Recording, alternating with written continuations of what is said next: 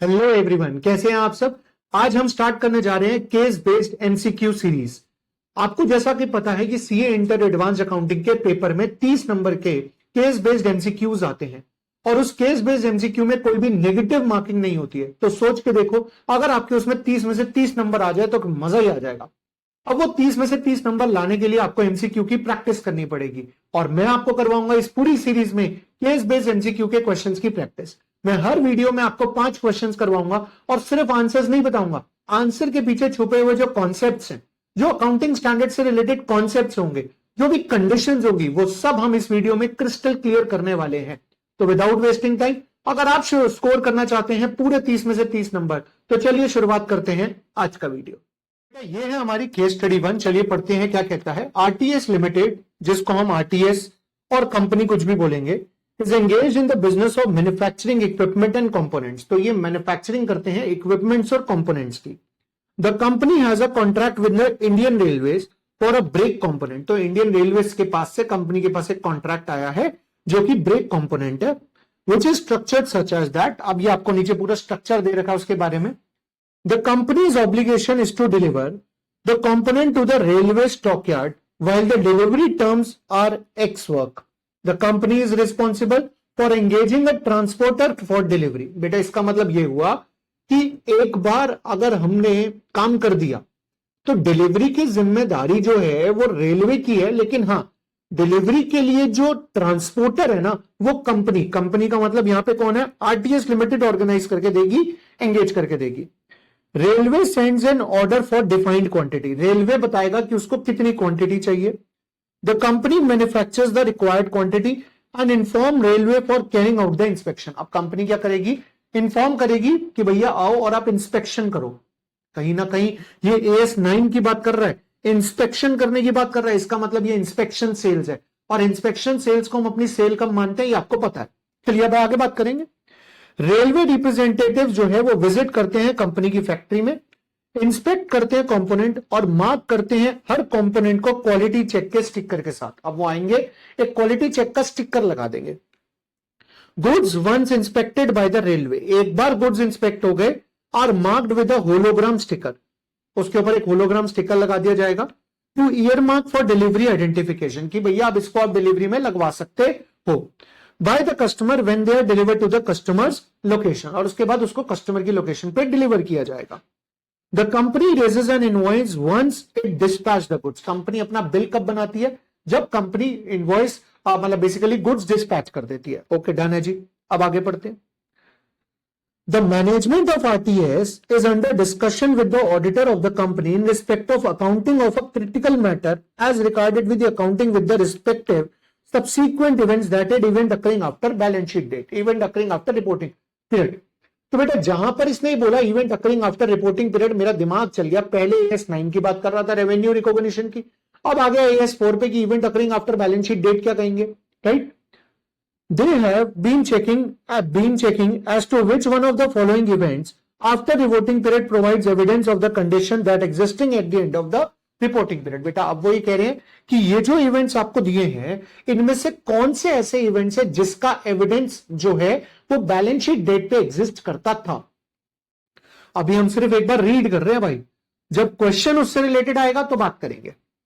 The company को grant भी मिली है 8 करोड़ की गवर्नमेंट से for setting up a factory in the backward area. ओ भाई AS12 भी आ गया, और बैकवर्ड एरिया में लगाना मतलब this is a grant related to promoters contribution. Out of this grant company ने 2 करोड़ का डिविडेंड बांट दिया। गलत है भाई, गलत है। ये तो भैया 2 करोड़ की ग्रांट जो है वो प्रमोटर्स कंट्रीब्यूशन के लिए आई है, तो कैपिटल रिजर्व में ट्रांसफर होना चाहिए था, पर इसने क्या किया, उसमें से 2 करोड़ डिविडेंड बांट दिया।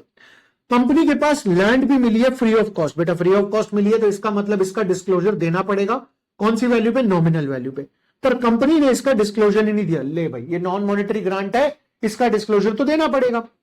आरटीएस की एक सब्सिडरी भी है ए लिमिटेड जो इवैल्यूएट कर रहा है production process where in normal wastage है 5% ऑफ द इनपुट। बेटा 5% इनपुट का नॉर्मल वेस्टेज है, मतलब हम 5000 का इनपुट लगाएंगे तो 4750 बन के निकलेंगे, लेकिन यहां पर 300 मीट्रिक टन की वेस्टेज हो जाती है। इसका मतलब 50 मीट्रिक टन का एबनॉर्मल लॉस है। पर मीट्रिक टन की कॉस्ट दे रखी है आपको 1000 रुपए। Entire quantity of waste stock में पड़ी है end of the financial year में। अब बेटा सवाल आए क्वेश्चंस के ऊपर, देखो पहला सवाल जैसे कि हमने बताया था, आरटीएस लिमिटेड कब रिकॉग्नाइज करे अपना रेवेन्यू अकाउंटिंग स्टैंडर्ड के हिसाब से, मतलब बेटा यहां पे वो आपसे एएस 9 की बात कर रहा है, और एएस 9 में लिखा है कि इंस्पेक्शन सेल्स का रेवेन्यू तब रिकॉग्नाइज होता है जब एक बार इंस्पेक्शन कंप्लीट होके अप्रूव हो जाए, यानी कस्टमर सेटिस्फैक्शन पे वो अप्रूव हो जाए, तब इंस्पेक्शन सेल्स का रेवेन्यू हम रिकॉग्नाइज कर सकते हैं। और would your answer be different if inspection is normally known to lead no quality rejection? बेटा वो कह रहा है इंस्पेक्शन जो है वो सिर्फ लीड के लिए है ना, मतलब बेसिकली ऐसे ही कर रहे हैं, कोई क्वालिटी रिजेक्शन नहीं है। बेटा तब भी हमारा आंसर सेम रहेगा, क्योंकि इंस्पेक्शन सेल्स की जो वो है आपका क्या नाम है, सेल्स रेवेन्यू, उसको तब रिकॉग्नाइज किया जाता है जब हमारी इंस्पेक्शन कंप्लीट हो जाती है। अब बेटा पहला पार्ट क्या कहते हैं, revenue should be recognise on the dispatch of the component, गलत जवाब। रेवेन्यू तब रिकॉग्नाइज होगा जब इंस्पेक्शन कंप्लीट होगी। Revenue should be recognise on the completion of inspection of component, yes ये सही लग रहा है, पर सेकंड पॉइंट भी पढ़ना जरूरी है। The assessment would not change even in case inspection is normally lead to known to lead no quality rejection। तो बेटा B is the right answer, perfect answer है बी। ठीक है, चलिए जी बेटा इसके बाद सेकंड क्वेश्चन क्या कहते हैं, in respect of a limited state reference to the accounting standard companies act का कि what would be the value of inventory recorded in the books. बेटा ये बात कर रहे हैं एएस 2 के बारे में। अब एएस 2 में हमारे पास वही कहता है कि 5000 यूनिट आई थी, ठीक है, और ये 5000 यूनिट 50 लाख रुपए की थी। ओके, अब इस 5000 यूनिट में से आपने 250 यूनिट का नॉर्मल लॉस माइनस कर दिया, पर ये माइनस नहीं हुआ, तो ये आपके पास बच गया 4750, ये अभी भी 50 लाख बचा, राइट। अब इसमें से आपने 50 रुपए का क्या, 50 यूनिट का क्या माइनस कर दिया, एबनॉर्मल लॉस। अब बेटा एबनॉर्मल लॉस कैसे निकालेंगे, तो एबनॉर्मल लॉस हम निकालेंगे 50 लाख डिवाइडेड बाय 4750, यानी 50 लाख को 4750 से डिवाइड करेंगे, 50 लाख डिवाइडेड बाय 4750, 1052 रुपए आता है, इनटू कर देंगे इसको 50 से, तो बेटा ये आ गया 52,631 रुपए का लॉस। अब बेटा इसे 50 लाख में से माइनस करेंगे, 50 लाख माइनस 52,631 रुपए, तो ये हमारे पास आ गया 50 लाख माइनस 52,631, ये आ गया 4,49,368 रुपीज, यानी डी इज द आंसर। अब बेटा इसका आंसर ना सी भी हो सकता है, क्यों हो सकता है मैं आपको रीजन बताता हूं। अगर नॉर्मल लॉस पहले कंसिडर करते हो या नॉर्मल बाद में कंसिडर करते हो, तो इन दैट केस आपको 50 लाख का लॉस में से 50 लाख डिवाइडेड बाय 5000 इंटू 50 करना है, मतलब आप नॉर्मल लॉस को इग्नोर कर दो और 5000 से डिवाइड करके 50 से मल्टीप्लाई कर दो। बेटा अब आप 50 लाख को 5000 से डिवाइड करोगे और मल्टीप्लाई करोगे 50 यूनिट से, तो आपके पास ये आ जाएगा 50,000, तो 49,50,000 आंसर हो जाएगा, अगर हम इसमें ये कंसिडर करके चलते हैं कि नॉर्मल पहले हुआ है और नॉर्मल बाद में हुआ है, ठीक है। बट मेरे हिसाब से मैं तो यही कहूंगा D is the right answer. बेटा इसके बाद क्या कहते हैं, कहते हैं अब एएस 12 के हिसाब से बताओ। बेटा एएस 12 के हिसाब से क्या इसने दोनों ग्रांट को सही लिया है, तो बेटा पहली बात जो 2 करोड़ का डिविडेंड डिस्ट्रीब्यूट किया वो गलत है, और लैंड का जो हमारे को डिस्क्लोजर है वो देना पड़ेगा, कौन सी वैल्यू पे देना पड़ेगा, नॉमिनल वैल्यू पे। तो बेटा distribution of dividend out of grant is incorrect, देखो सेकंड पार्ट ये कह रहे हैं, और in the second case not recording land in the books of account is correct, नहीं ये करेक्ट नहीं है। Distribution of dividend is out of grant is correct, नहीं ये भी गलत है। Distribution of out of grant is incorrect, ये सही है। In the second case land should be recorded in the books at nominal value, तो बेटा D is the right answer, हमारे लिए डी बिल्कुल सही आंसर है, ठीक है जी। अब आते हैं बेटा पॉइंट नंबर डी पे, वो कहता है please guide the management RTS limited as to one of the which event from 1 to 4 after the reporting period be evidence of condition that existing at the. बेटा वो आपसे ये पूछना चाह रहे हैं कि बताओ इन पांचों में से, ये जो 5 दिए हुए हैं, इन पांचों में से कौन से एग्जिस्टिंग इवेंट है। एग्जिस्टिंग इवेंट क्या होते हैं, वो इवेंट जो बैलेंस शीट डेट के बाद हुए हैं और बोर्ड ऑफ डायरेक्टर के अप्रूवल से पहले हुए हैं, और इनका एविडेंस ऑलरेडी हमारे पास बैलेंस शीट डेट पे एग्जिस्ट करता था। तो बेटा देखते हैं, नेशनलाइजेशन और प्राइवेटाइजेशन ऑफ बाय गवर्नमेंट। बेटा एक बात बताओ, नेशनलाइजेशन और प्राइवेटाइजेशन के बारे में हमें पहले से कहां पता था, हमें थोड़ी ना पता था पहले से भैया कि नेशनलाइजेशन और प्राइवेटाइजेशन होने वाला है, नहीं है। बेटा out of the court settlement हुआ है लीगल क्लेम का। अच्छा देखो 1 तो नहीं है, 1 नहीं है, तो इसका मतलब ये हो गया, हम ऐसे करके चलते ना, 1 नहीं है इसका मतलब D is not the right answer, ठीक है। अब आओ बाकी पढ़ते हैं। बेटा out of the court settlement हो गई है लीगल क्लेम की। देखो अब आउट ऑफ द कोर्ट अगर सेटलमेंट हो गई है लीगल क्लेम की, तो इसके बारे में आपको पहले से पता था कि आपके अगेंस्ट कोई लीगल क्लेम चल रहा है। बेटा right issue of the shares, इसके बारे में आपको पहले से नहीं पता था। स्ट्राइक बाय वर्कफोर्स, इसके बारे में भी नहीं पता था। और डिसकंटिन्यू करने का ऑपरेशन का प्लान भी आपको पहले से नहीं पता था। तो बेटा second is the right answer. Second के लिए हम देखते हैं क्या है बेटा, डी। तो बेटा B is the right answer. ये हो गई हमारी केस स्टडी नंबर 1, जिसके अंदर हमने देखा AS9, AS2, AS12 और AS4, इन 4 से क्वेश्चन पूछे गए हैं। तो बेटा अगर आपने ये चारों अकाउंटिंग स्टैंडर्ड रिवाइज करे होंगे तो ये केस स्टडी क्लियर है, वरना गड़बड़ हो जाएगी। चलिए मूव करते हैं अपनी केस स्टडी नंबर 2 पे।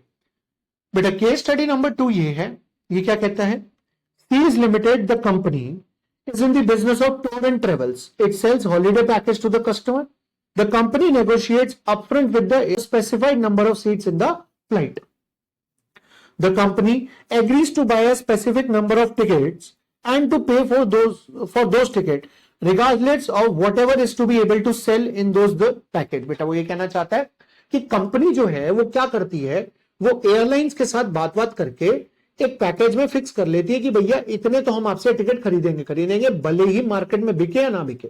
Okay, the rate paid by the company for each ticket purchased is negotiated and agreed in advance। और बेटा कंपनी ने पहले ही डिसाइड कर लिया कि वो एक टिकट कितने की खरीदेगी।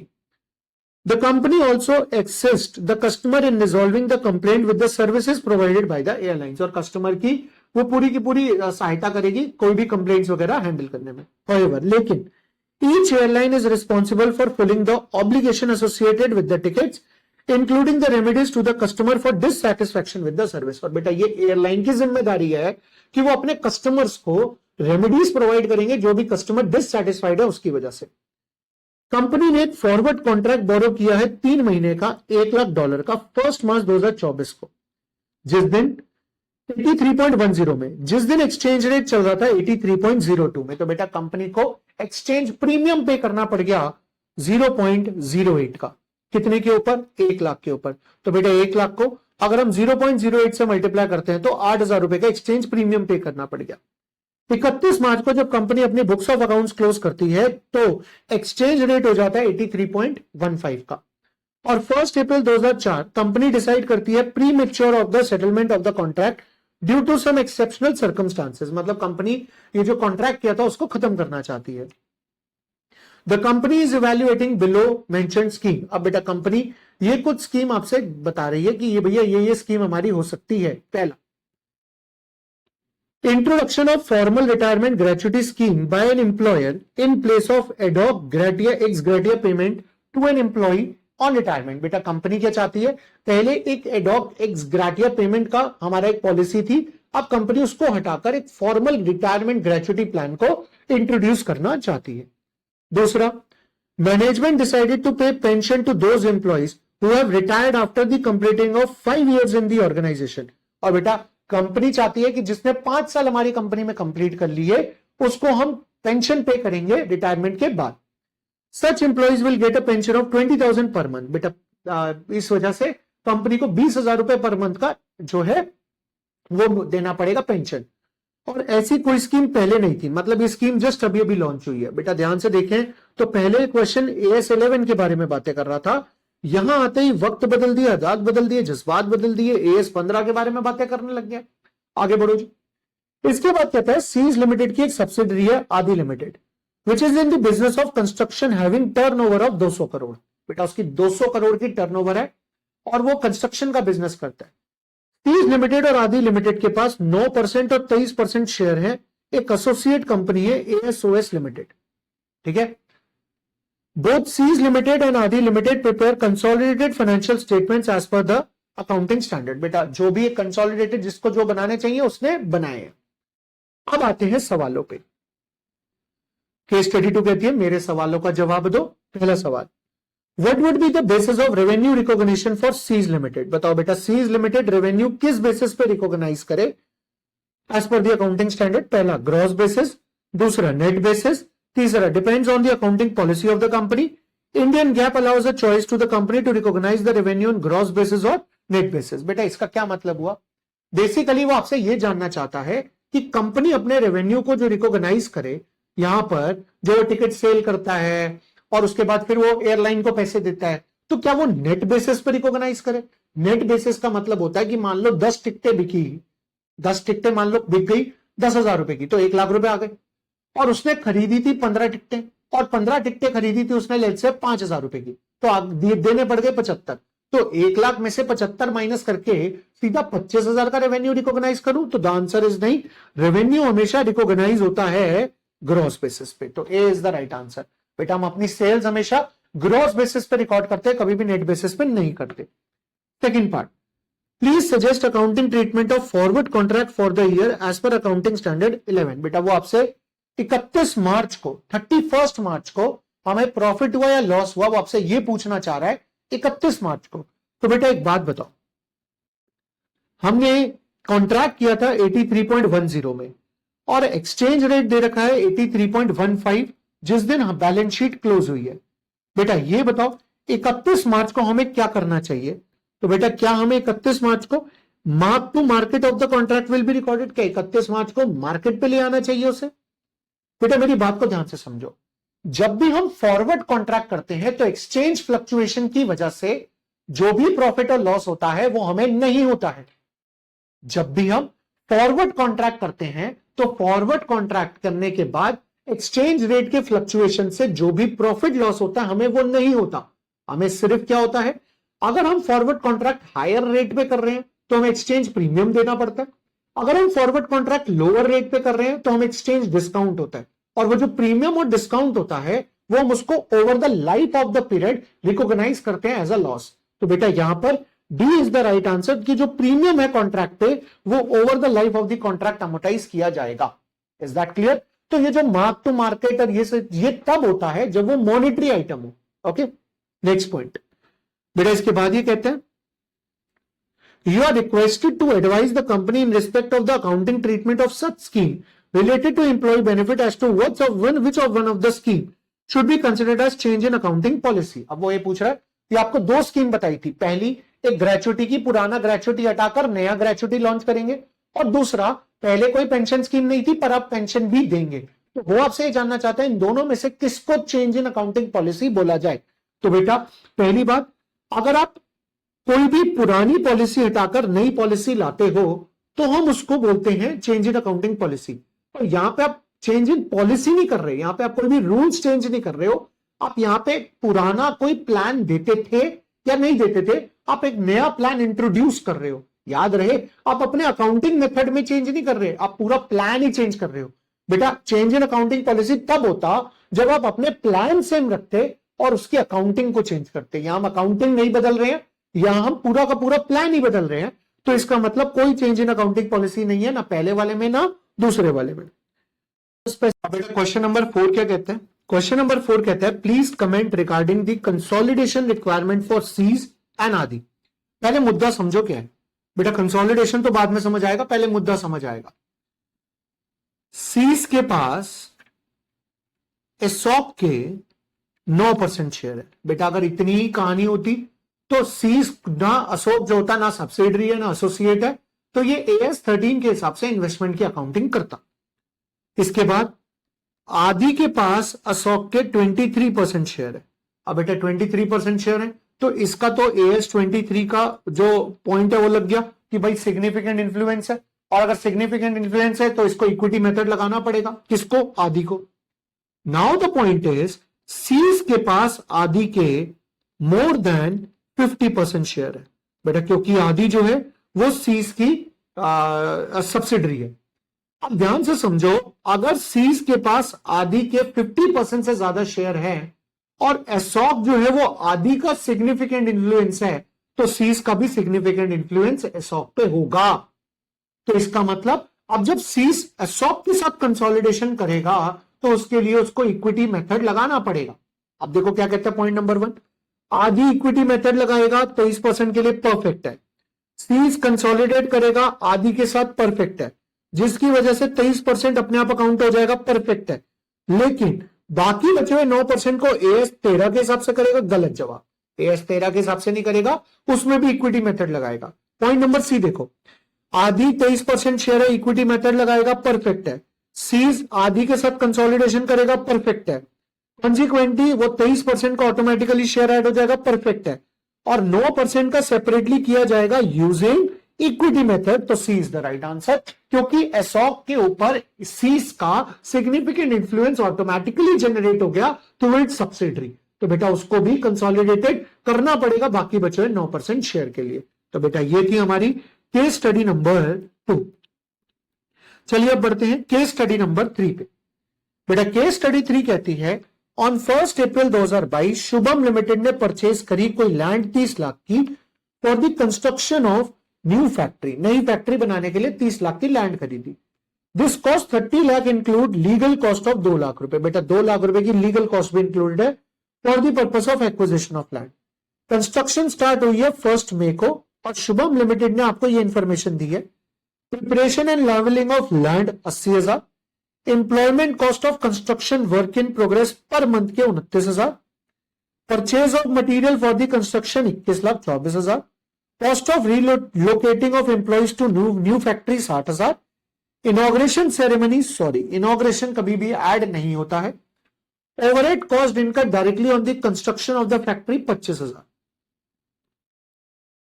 बेटा इसके बाद general overheads allocated to the construction of the project by manager is 30,000.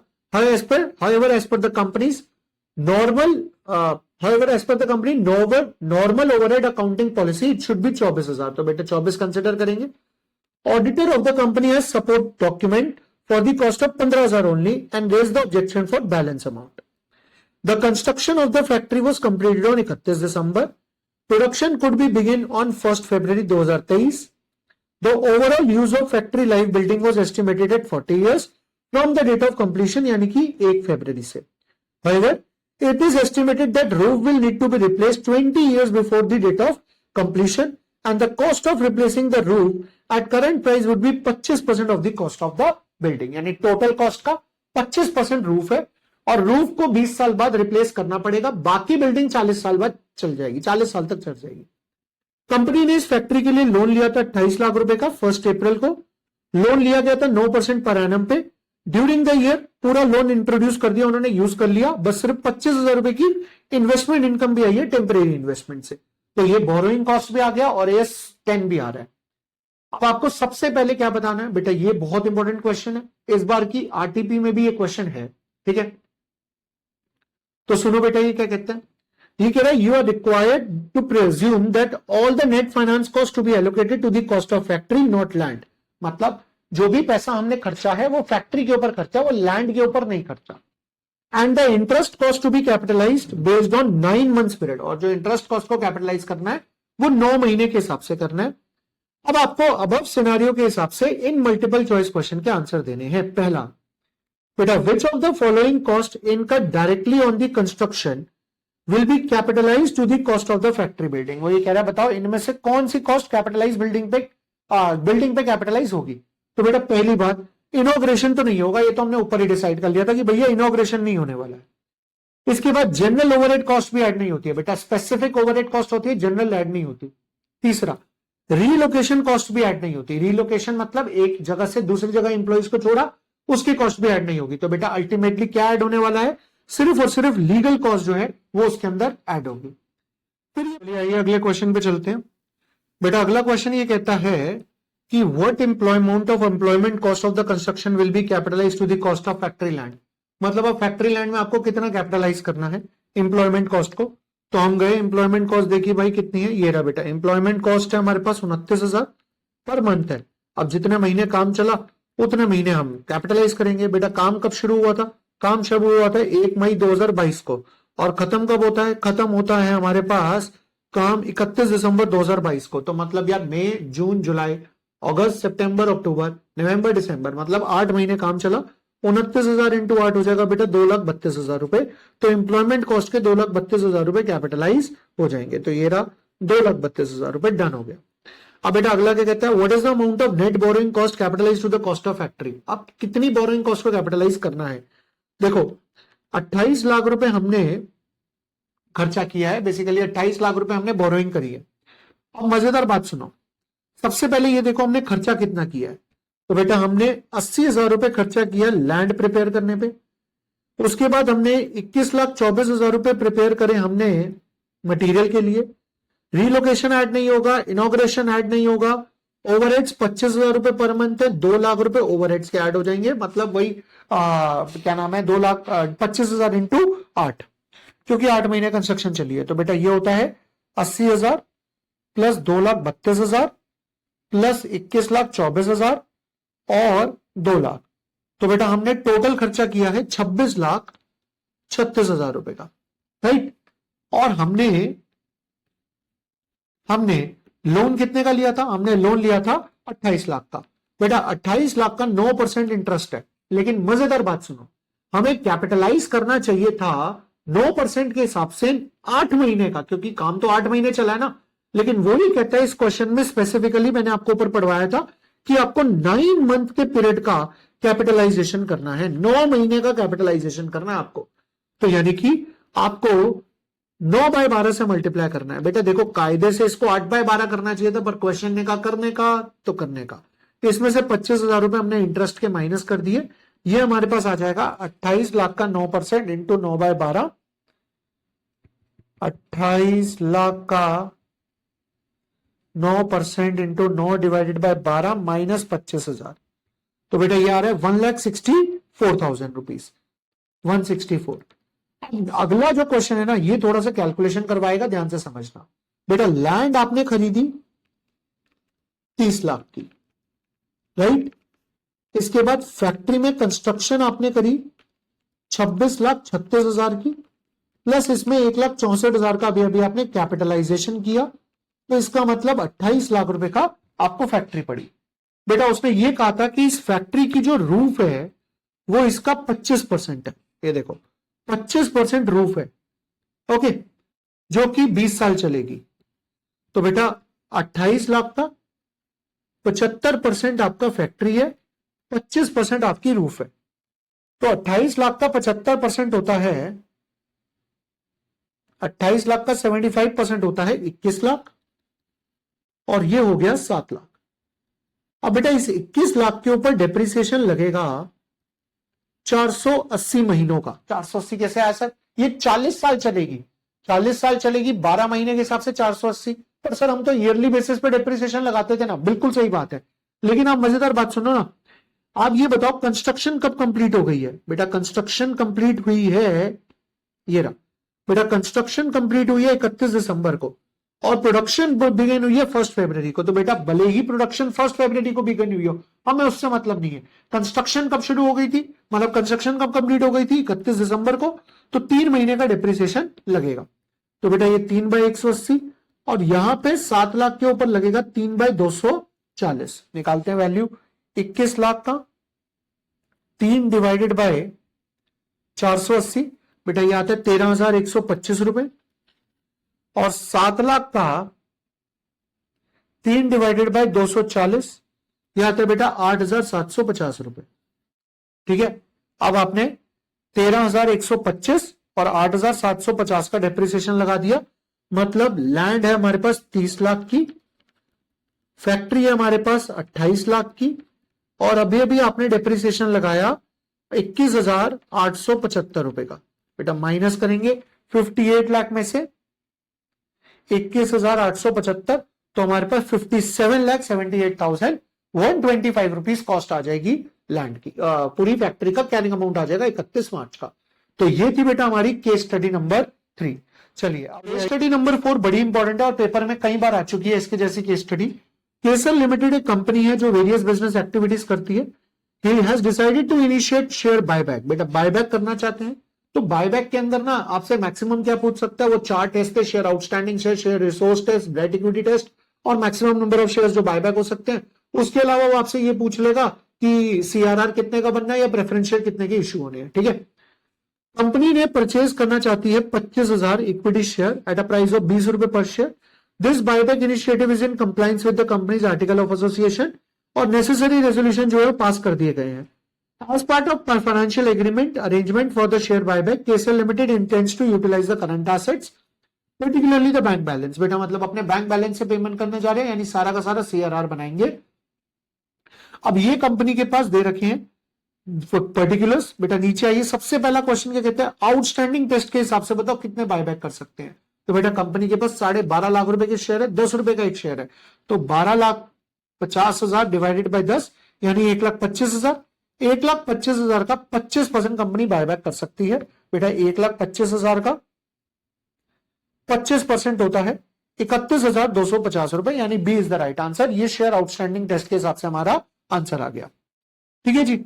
इसके बाद कहते हैं रिसोर्स टेस्ट के हिसाब से बताओ। बेटा रिसोर्स टेस्ट होता है पेड अप वैल्यू, और देखिए पेड अप कैपिटल कितनी है कंपनी की, 12,50,000, 2.5 लाख 15 हो गए, 15 + 1 25, 16 25 और 15 लाख 31,25,000 रुपए। बेटा आप कहते हो तो मैं लिख कर दे देता हूं 31,25,000 रुपए। कैसे आए, ये जो मैंने येलो मार्क करे इन सबको पेड अप कैपिटल होता है, इन तीन सबको ऐड करके। ठीक है, इसमें से माइनस क्या करते हैं हम, अच्छा इसका सॉरी माइनस तो डेट इक्विटी में होगा, सॉरी पेड अप कैपिटल का 25%। बेटा 31,25,000 का 25% डिवाइडेड बाय जितना बायबैक करना चाहते हो, मतलब जो भी आपका ऑफर प्राइस है, तो 31,25,000, 31,25,000 का 25% डिवाइडेड बाय 20, तो बेटा ये आ रहे 39,062.5। अब मेरी बात को याद रखना, 39,062.5 आता है, तो आप इसको 3 नहीं कर सकते, आपको ये डाउनवर्ड राउंड ऑफ ही करना पड़ेगा क्योंकि ये मैक्सिमम नंबर ऑफ बायबैक है। तो बेटा 39,062 आप बायबैक कर सकते हो। अब डेट इक्विटी टेस्ट के हिसाब से पूछ रहा है। बेटा डेट इक्विटी टेस्ट में सबसे पहले हम 31,25,000 लेते हैं हमारी प्रेजेंट इक्विटी, इसमें से माइनस करते हैं मेंटेनेबल इक्विटी। मेंटेनेबल इक्विटी होगी हमारे डेट्स, यानी कि 28,75 और 16,50, 28,75 और 16,50, 16,50, 45,25 इसका आधा। अब इसको डिवाइड बाय 2 किया तो ये आ गया 22,62,500। तो बेटा 22,62,500 हमारी प्रेजेंट इक्विटी आ गई। डेट, टोटल डेट लिए, डेट क्या होते हैं, चाहे शॉर्ट टर्म हो, चाहे लॉन्ग टर्म हो, चाहे सिक्योर्ड हो या अनसिक्योर्ड हो, अगर वो बोरोइंग्स है तो हम लेंगे। हमारे को डेट इक्विटी रेशियो 2 मेंटेन करनी होती है, तो हम सबसे पहले डेट को 2 से डिवाइड करते हैं। डेट हमने कितने ले लिए, उसके जो ऊपर डिबेंचर्स और अनसिक्योर्ड लोन दिया था, दोनों को प्लस किया, 2 से डिवाइड कर दिया। प्रेजेंट इक्विटी ये दे रखी है। अब बेटा इसमें से माइनस करेंगे face value into number of shares, 10x CRR create करने के लिए, डिवाइडेड बाय 20, ये x के इक्वल आ जाएगा। अब बेटा ये हो जाएगा हमारे पास 31,25,000 माइनस 22,62,500। ठीक है, और ये 20 उधर जाके मल्टीप्लाई होगा तो 20x, ये माइनस है तो उधर जाके प्लस हो जाएगा 10x, तो डिवाइड हो जाएगा 30 से। तो बेटा नंबर ऑफ शेयर्स आ जाएंगे इसके हिसाब से 28,750। अब तीनों टेस्ट के हिसाब से जो सबसे कम नंबर ऑफ शेयर्स होंगे वो बायबैक होंगे, 28, 39, 31। तो बेटा 28,750 कम है, तो मैक्सिमम नंबर ऑफ बायबैक जो कंपनी कर सकती है वो 28,750। ये हो गई हमारी केस स्टडी नंबर 4। केस जी मूव करते हैं अपनी अगली केस स्टडी नंबर 5 पे। बेटा केस स्टडी नंबर 5 है, Mars limited is manufacturing enterprise which is starting a new manufacturing plant X village at X village. It has commenced construction of the plant on 1st April.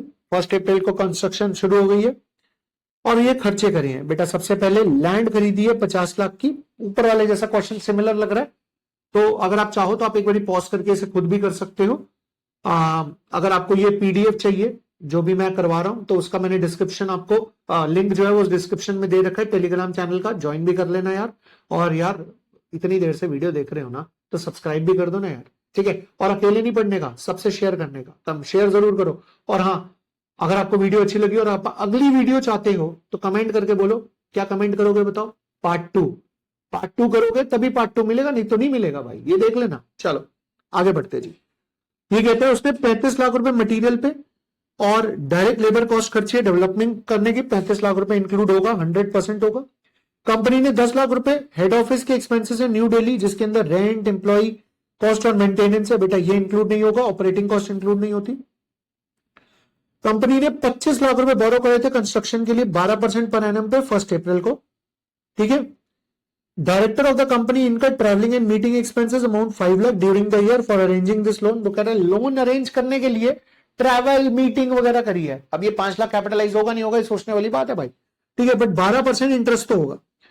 1 नवंबर 2023 को construction activities जो है वो interrupt हुई है, as the local people along with the activities has raised the issue relating to environmental impact on the plant being constructed. बेटा 1 नवंबर को construction जो था वो रुक गई क्योंकि लोगों ने वहां पे प्रोटेस्ट किया एंड ऑल वो सब, जिसकी वजह से 3 महीने तक काम रुका रहा। बेटा अगर 3 महीने तक काम रुका हो रहा है, सस्पेंशन है, तो इसका मतलब क्लियर है कि उस टाइम पर जो भी हमने इंटरेस्ट कॉस्ट है वो कैपिटलाइज नहीं होगी। With the help of government and NGOs litigation was over by February, 28 फरवरी को खत्म हो गई और वर्क रिज्यूम हो गया।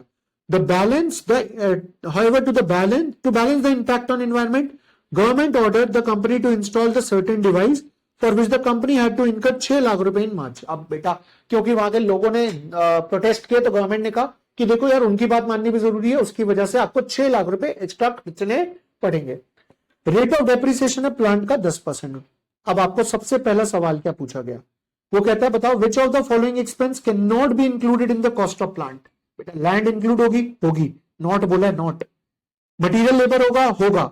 हेड ऑफिस एक्सपेंसेस नहीं होंगे। बोरोइंग कॉस्ट होगा, मतलब हेड ऑफिस एक्सपेंसेस नहीं होंगे। चलिए अब देखते हैं अगला क्वेश्चन क्या कह रहा है। ये कहता है how much borrowing cost can be capitalise. बेटा बोरोइंग कॉस्ट कितनी कैपिटलाइज कर सकते हैं, तो वो ये कहता है आपने 25 लाख रुपए का लोन लिया था, 25 ही था ना भाई, एक बार देख लेते हैं। आइए बेटा 25 लाख का लोन लिया था और लोन लिया था आपने 12% पे। अब सवाल ये आया कि आपका काम कितने टाइम के लिए रुका हुआ था, तो बेटा देखो ये क्या कहता है, ये कहता है 1 नवंबर को आपका काम रुका था और 28 फरवरी को चलना स्टार्ट हुआ था। इसका मतलब ये हो गया बेटा नवंबर, दिसंबर, जनवरी, फरवरी, 4 महीने आपका काम स्टिल था, तो वो 4 महीने के लिए सस्पेंशन होगा, कैपिटलाइज नहीं होगा। तो मतलब कितना कैपिटलाइज हो सकता है, 8 महीने का। तो बेटा 2.5 लाख 25 लाख का 8 महीने का हो गया 2 लाख रुपए। तो ये 2 लाख इज द आंसर। अब क्या सर वो 5 लाख रुपए ट्रैवलिंग मीटिंग ये सब ऐड होंगे, ना ना ना ना ना, बिल्कुल भी ऐड मत करना। या ट्रैवलिंग और मीटिंग एक्सपेंसेस थोड़ा ना लोन में ऐड हो जाएंगे। इसके बाद कहता है प्लांट की कॉस्ट बताओ कितनी होगी, कॉस्ट पूछ रहा है बेटा, प्लांट की कॉस्ट पूछ रहा है। तो आइए देखते हैं बेटा प्लांट की कॉस्ट क्या होगी। सबसे पहले आपने प्लांट का इंस्टॉलेशन के लिए लैंड खरीदी 50 लाख की, फिर इसके बाद आपने 35 लाख रुपए मटेरियल पे खर्चे, तो 50 और 35 ये हो गया 85। बेटा इसके बाद ये जो ऑफिस एक्सपेंसेस हैं ये सब ऐड नहीं होंगे, ठीक है जी। इसके बाद आपको 6 लाख रुपए ये खर्चने पड़ गए, ठीक है। 85 और 6 हो गया आपके पास 80, 50 लाख, मैं लिख भी देता हूं भाई 35 लाख। फिर मार्च में जो आपको 6 लाख रुपए खर्चने पड़े वो भी ऐड होंगे इसके अंदर। और बेटा अभी अभी जो आपने ये 2 लाख रुपए खर्चे, ये 2 लाख रुपए बोरोइंग कॉस्ट ये भी ऐड होगी, ठीक है। तो ये कितने हो गए टोटल, ये हो गए 50 और 35, 85, 91, 93 लाख रुपीस। तो बेटा 93 lakh is the answer third part का, ठीक है। चलिए अब आगे बढ़ते हैं। ये कह रहा है बताओ डेप्रिसिएशन कितना लगाओगे 31 मार्च 2024 को। बेटा एक बात बताओ, क्या प्लांट रेडी टू वो है, मतलब रेडी टू यूज है? नहीं है रेडी टू यूज। जब तक प्लांट रेडी टू यूज ना हो तब तक हम उसके ऊपर डेप्रिसिएशन चार्ज नहीं कर सकते। तो आंसर इज डी। बेटा इसी के साथ हमारी 5 केस स्टडीज और आज की वीडियो होती है कंप्लीट। अगर आप चाहते हैं मैं आपको अगली वीडियो जल्दी से जल्दी ला कर दूं तो उसके लिए आपको कमेंट करना पड़ेगा क्या, पार्ट 2। तो बेटा जैसे ही आप पार्ट 2 कमेंट करोगे आपको वीडियो मिल जाएगी। आई होप आज की वीडियो ने आपकी हेल्प करी होगी। सब्सक्राइब जरूर करना। मिलते हैं नेक्स्ट वीडियो में। आज के लिए इतना ही। Bye bye, take care, God bless you.